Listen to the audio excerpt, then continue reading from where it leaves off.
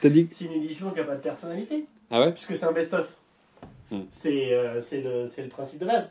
C'est pas parce que tu rajoutes l'avantage des avantages qu'on a déjà vu dans d'autres jeux que ton édition a de la personnalité. La bonne d'accuracy, ça existait déjà dans d'autres jeux. C'est pas un jeu qui est tout d'un coup...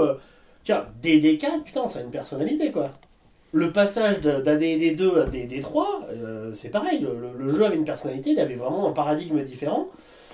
DD5, c'est on va faire plaisir aux gens qui font du OSR tout en gardant un peu de trucs de DD3 et voilà, elle n'a pas de personnalité. Maintenant, il y a des gens qui n'ont pas forcément des fortes personnalités mais qui sont quand même des gens très sympathiques. Bah voilà, c'est une édition, c'est le pote sympa qu'on aime bien voir de temps en temps. Pour moi c'est ça. Et elle peut pas, tu peux pas dire ah putain mais elle est à chier, c'est pourri. Enfin, elle est pas mauvaise, mais elle est pas non plus excellente.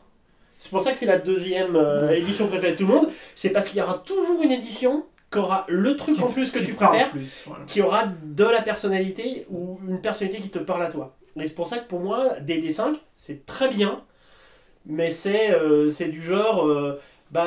purée, je pourrais faire venir des questions de hardcore IP à la soirée. Ouais, mais alors les gens, ils aiment pas trop la bière. Je vais me prendre une petite 1664, ça passera très bien, tout le monde va adorer. DD5, ça me fait cet effet-là. Je te trouve dur. Une lèvre, allez, soyons gentils. Je suis plus cool parce que c'est vrai que moi j'ai moins aimé DD4. Mais je saurais pas dire. Je pense que moi je suis devenu feignant en fait et qu'elle elle est trop lourde pour moi. Rien que quand je vois les discussions sur Casus, sur en gros la concentration et la tenue des sorts, ça me gonfle. J'ai pas envie les bonus action. Voilà, j'ai pas envie de me prendre la tête. Tu sais qu'on n'a jamais joué avec les bonus action avec les joueurs. Ils ont oublié qu'ils en avaient. Moi j'ai oublié qu'il y en avait aussi pour les monstres. On a oublié la bonus action et on a joué sans. Parce que putain mais attends, la bonus action c'est quand? C'est comment je l'active? Est-ce que c'est après? C'est au tour d'initiative?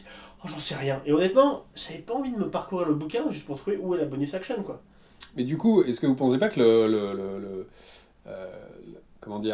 la réception de DD4 par rapport au public, ça a donné en fait un truc qui est une sorte de résurgence en fait de vieilles éditions, de trucs OSR, qu'ils ont voulu eux la rattraper sans vraiment y arriver. Et quelque part en fait, ils y sont arrivés. Il y a énormément de vieux grognards qui sont passés à DD5. Hein. Ah ouais. Ouais. C'est-à-dire qu'elle a vraiment, ils ont repris le marché. Hein. C'est pas un mince exploit. Après, effectivement, c'est le plus petit dénominateur commun des DD. Ouais, c'est vrai. C'est l'ADN, c'est de DD à son distillé. Ça... Et c'est pour ça que ça peut pas être mauvais. C'est vraiment du DD.